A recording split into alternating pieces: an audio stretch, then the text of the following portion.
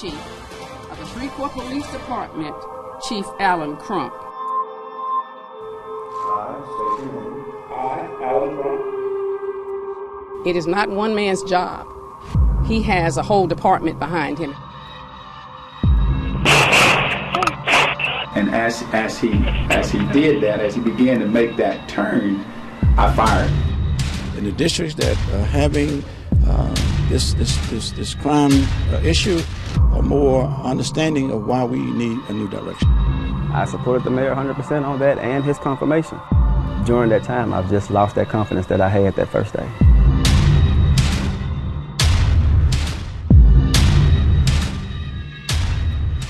In 2 short years, Shreveport Police Chief Alan Crump has faced scrutiny over what many believe to be rising violent crime across the city, over an officer-involved shooting where he pulled the trigger while chasing a suspect, and repeated calls for his resignation by some council members and mayoral candidates. Tonight, a decision is made. And news of his retirement comes just hours after a shocking double homicide in the city. A husband and wife were found murdered in their car in Shreveport shortly after giving a ride to a man asking for help outside of Mall St. Vincent. The very latest in the search for that murder suspect in moments. But first, let's detail what happened today and perhaps why it happened, leading up to the mayor's office announcing Crump's sudden retirement in less than a week. KSLA News 12 Chief Investigative Reporter Stacey Cameron piecing it all together for us tonight, and that includes a one-on-one interview with the mayor. Stacey. Yeah, Doug, the mayor said she and Alan Crump, the police chief, had discussions in recent days about the possibility he might retire, but his sudden decision today, which she got by a phone call, came as a complete surprise. Now, she told me during a weekly meeting here at SPD headquarters when Chief Crump meets with his top brass, he told his assistant chiefs, captains, and lieutenants that he was going to retire. That retirement effective the 15th of this month. He then called the mayor to inform her. You spoke earlier about the fact that there has been perception that Chief Crump had difficulty, controversy in handling rising homicide rates here, and that some of the mayoral candidates had called for his resignation, even members of city council. I asked her, did that play a role in it, and she said she believed it did. I also asked her whether last night's violent homicide played a role as well. She said they didn't discuss that, but the mayor, in a one-on-one interview with me, did say that perceptions of the chief having difficulty dealing with this violent crime that we've seen played a role. Let's listen to that right now. He was struggling with the fact that the perception was out there, that he, was not the person that should be leading the Shreveport Police Department. You know, when you hear it a lot from people, then, you do think about it. Do you think he was a political weight at this point? I don't. I really don't. I know the perception was out there. That the perception was out there. He knew it was out there because we were hearing it every week. All of us were.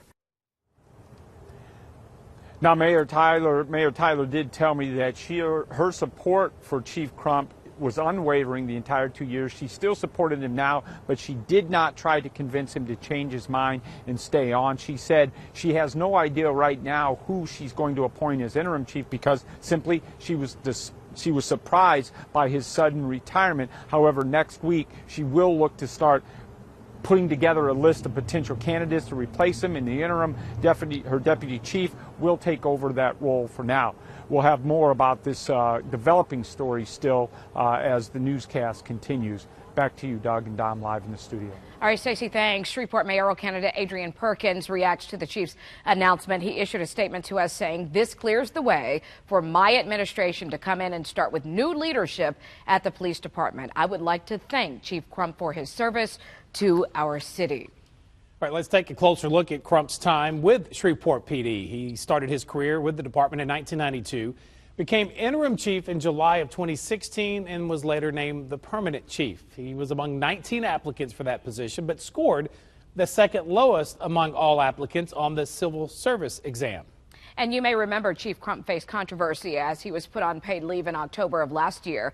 After he was involved in an officer-involved shooting incident, he was cleared of any wrongdoing. Councilman Willie Bradford then filed a resolution to seek a vote of no confidence in November of last year, and that resolution was voted down. And now today, he announced he plans to retire. And Councilman Jerry Bowman in studio with us right now. You joined us in studio previously with Mr. Bradford, and we discussed this very issue about the future of the police department. First of all, thanks for coming in. Just your immediate thoughts, City Council member, what you're hearing today about the chief's sudden announcement that he's retiring. Well, I first got the news. I got a couple of phone calls and a few texts, and it was said that, the chief is retiring. So how do you feel about that? And, I was like, well, I didn't know. And they told me that the mayor also did not know. And that just sounds a little odd to me that, the top cop does not relay that message to the mayor. I don't know.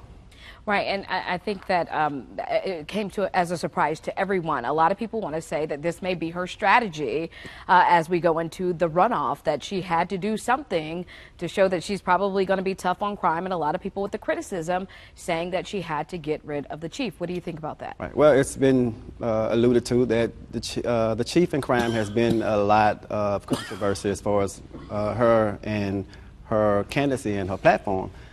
So I do know that I was told that she had hired a political analyst, and that was one of the deals that he told her that it would be best in the best interest to do. If no one realizes there's a mayor's runoff going on right now, what kind of impact do you think this will have? And speak to that timing. Again, perception. Perception is, most people's reality, and I think that going forward, now, if this was a political straw for her to use, then I don't think that the public will buy into that, because this is something that they've been asking about for a long time, whether his retirement, whether him stepping down, whether we get someone new, or even get some help from the sheriff department or from state police. And neither of those have happened, but just at the timing just seems kind of odd. Do you think we should have gotten help from state police? I absolutely do believe we should have got help from police, from the state police and from the sheriff's office. Mm-hmm. Yeah, and from city marshals also should have been involved in all of it, yes. The future of the city, as a council member, what do you see now? Do you feel maybe perhaps more confident that changes can be put into the streets of Shreveport to do something? Because we're about to talk about a double homicide that happened last night. Right, and my condolences to that family and the others who were also shot, the two shooters that we had also, yes. Night, yeah. So my condolences to all of them. I do believe that this will bring a good feeling or perception to our citizens, and that's what they deserve. They've been asking. I got a lot of texts from even police officers now who are saying, well, now they feel a lot better and they feel confident on getting a new chief to put them in the right direction of where they need to go. So what was the perception, I guess, at the police department with officers working with the top cop? Was there a relationship there? Because, if you don't work together, then we can't solve crime. It was kind of divided, because some officers say, well, I like Chief Crump, and he does a great job in their eyesight. And then there are those who say that, there's no communication there, there's a breakdown, and he's been a school resource officer for 15 years at Fair Park. So how did he elevate from here and go straight to the top position? So ideally, who would the top cop look like as far as experience and credentials? Someone who's been out on the street with them to get the knowledge of what's going on in the streets and know the areas of where these things are happening, know the community. Something of that nature. Someone who's been in violent crimes for a while, who's done homicide work for a while, that type of person. Do you plan on speaking up and perhaps talking to both Ms. Tyler as well as Mr. Perkins, since that runoff's not till December 8th, and say, hey, here's who I think should be the chief? Yeah, well, of course. Do you have someone in mind yourself? I just think that we should look inside the department and also outside the department. Someone put a nationwide search out, but do not neglect what we have, great talents already in our own department. All right. Thank you. Good to see you again, sir. Thank you. Councilman Jerry Bowman, thank you so much for joining us. Thank you for having me. We were the first to break the news about Chief Crump's retirement on our KSLA News 12 app. On the app, you will find a look at his time as chief with the police department and then what happens next. We also have the full interview with Mayor Ollie Tyler on our Amazon and Roku channels. And developing right now at 6. More on the Shreveport's latest murders, a double homicide. Family tells us a husband and wife are the victims. Police tell us they were found dead inside a burning car. They had reportedly just given a ride to someone they'd picked up outside Mall St. Vincent. KSLA News 12's Jeff Farrell live at the scene. This is at the intersection of San Jacinto and Pennock Street. Jeff, well, how are neighbors handling this violence happening so close to their front doors? Well, Doug, as you might imagine, folks here are a bit shaken up, at least the ones that we spoke with, and understandably so when you consider this apparent double homicide right here in what is normally described as a very quiet, peaceful neighborhood. It was this carport right behind me where a vehicle was fully engulfed in flames when fire crews arrived shortly before midnight. Now, crews only discovered what's believed to be the bodies of a man and a woman inside the car once the flames were out.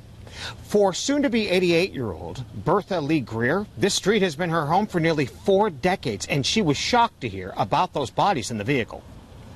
Well, just hearing you just say that is scary enough. I mean, it's nobody living there. Wasn't nobody living there, so I don't know what could have happened. Shreveport police are also working to determine if there's any connection between the grisly discovery and a missing persons report that our newscast has been talking about a little already, filed with the department around 10:25 last night, in which a male and a female adult were reported missing by family members. It is crucial to point out that that has not actually been confirmed, but we're hearing it from so many different sources that it appears likely that that could very well be the case. We'll know for sure verification when the coroner comes out with the identities. They're having to use some scientific tools right now to make clear and distinct identifications. Police are asking, by the way, if you know anything about this case, please call them or call Crime Stoppers for Caddo Shreveport. That's 318-673-7373. Reporting live in Queensboro neighborhood of Shreveport, Jeff Farrell, KSLA News 12. Just horrible, Jeff. Thanks. Marie Waxel has reaction now with the 2 city council candidates in the runoff looking to serve the community where the bodies were found. Marie. Well, Dominique, like others across the city, both Wendy Vance and Lavette Fuller agree crime is getting out of hand in the city, leaving some people scared in communities many have lived in for years. Here's what they would like to explore further if they win the seat up for grabs in the runoff.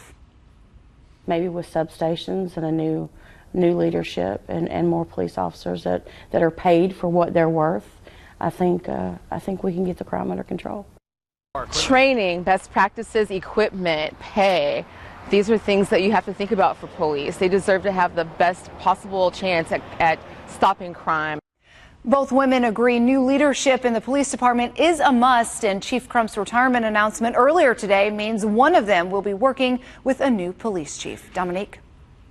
Thanks. A grand jury indicts the mother of a baby who died from burns in Natchitoches Parish. The district attorney tells us 26-year-old Hannah Barker is indicted on first-degree murder charges. This all happened back in July when police found her 6-month-old child, Levi Ellerby, with burns not far from her home. Now, the baby was taken to a hospital where he later died. Barker's next court date is set for December 3rd. Felicia Smith also faces a first-degree murder charge in the death. KSLA First Alert Weather with Chief Meteorologist Jeff Castle. Well, the coldest night of the fall so far upon us in the Arklatex. We're going to see a freeze in the north looking very likely. Southwest Arkansas, northeast Texas into southeast Oklahoma, basically right around the I-30 corridor and points northward. And to the south down toward I-20. Could be looking at a light frost out there overnight tonight and into early tomorrow morning. So do your precautions for anything outdoors. Probably a good idea to bring the pets in. And again, those outdoor plants, the ones in the pots, you can bring them in. The ones that are in the ground, probably throw a sheet or a blanket over them if you want to keep them alive a little bit longer. We're already back into the 40s here in the northern Arklatex. Idabel, the chilly spot at 43, 47 to Queen. Shreveport Bossier hanging on to 52, but the 40s will be moving in very shortly here across the metro area. Fire pit forecast, good night for it. Temperatures around 50 at 7. We're down to 48 by 9. 44 at 11 with quiet weather expected this evening. The chill is our main weather story tonight. Back in just a few moments, a cool weekend to talk about and another shot of cold air next week. We'll break it all down coming up in your forecast. And also ahead at 6, as Jeff just mentioned, the big chill is coming. Are you prepared? Well, that person there is trying to get prepared. We'll tell you how you can stay safe ahead of the big cold. Keep it here. KSLA First Alert Weather with Chief Meteorologist Jeff Castle. Well, good evening again, everyone. We continue to track some cold weather coming on in over the next few days. For some of you, maybe the first time you're going to fire up the furnace.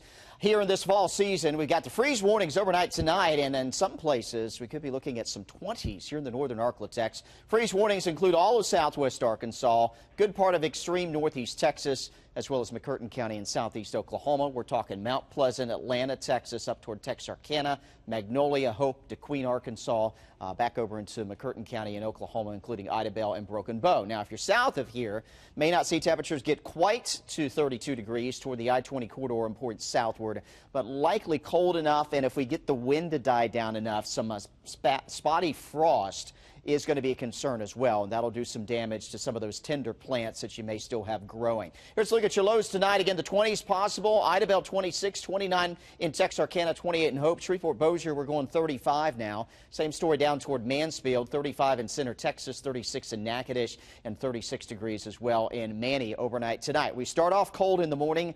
It doesn't warm up significantly tomorrow afternoon. In fact, we're still in the 30s probably through at least 9 o'clock, and your afternoon temperatures may only reach the upper 40s and low 50s in most areas. We are going to have a nice Saturday in terms of sunshine, but in terms of temperatures, it is going to be a chilly day. 48 in Texarkana tomorrow and in Foreman, 49 DeKalb, 48 in Stamps, Arkansas. As we take you across East Texas, temperatures here may make the low 50s, but just barely. 51 in Carthage, 50 in Center. We'll go 49 in Marshall, 52 in Shreveport, 51 Coshada, and around 50 degrees in Minden tomorrow afternoon. Rainfall not in the forecast until the end of the weekend, and this may interfere with some of the Veterans Day activities. Now, one of the things you're going to be dealing with, very dry air, at least initially Sunday. Clouds will wake up to those. It may be the afternoon, though, before we start to get some light rain showers that form here from I-20 and point southward. This will be the beginning, though, of our next rain event, so Sunday night into Monday is looking pretty wet, and it's going to continue to be pretty chilly as well through the early going next week. Here we head into early Monday morning, tracking some spots of rain.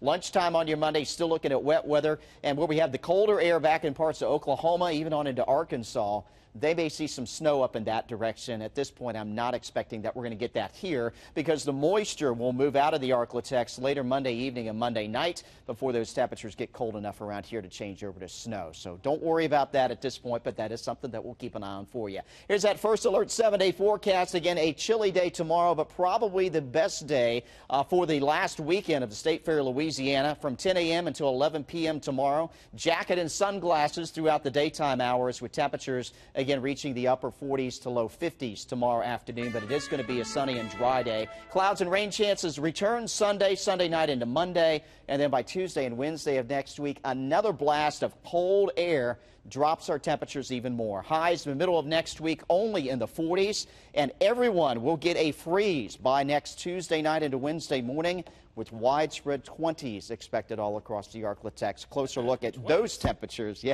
coming up in our 6:30 half hour. The big question for me is, at what point will I break down and turn on the heat? I usually try to wait. I almost did today. Did you? I almost did. Fireplace, too. Like having those small bills. You're not running the AC anymore, so you get that small electric bill, but not ready for the gas bill to start going back. You can't have it both ways. Much as I try. Thank you, sir. Thanks, Jeff. Still to come, while you may enjoy all the State Fair has to offer, others are hard at work behind the scenes making sure you have a good time. Miranda Whittington tries out working at a State Fair as a concessionaire in this week's Miranda at Work.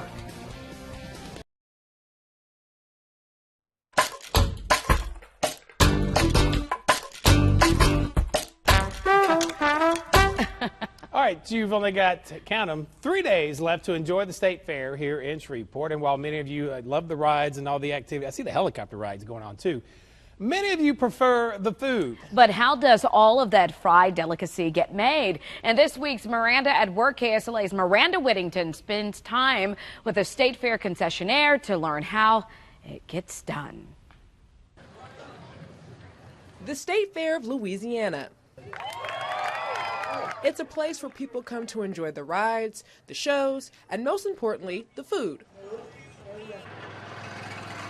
But early in the morning when fairgoers aren't here, you'll find Gary Nelson showing me just how to be a State Fair concessionaire. So we have one person at each window, one person cooking, one person might be dipping corn dogs as well. Gary's been serving up your favorite fried fair foods for the last 25 years and even remembers his very first day. In the middle of a pouring down rainstorm, I had a family come up to the window and order $85 worth of food.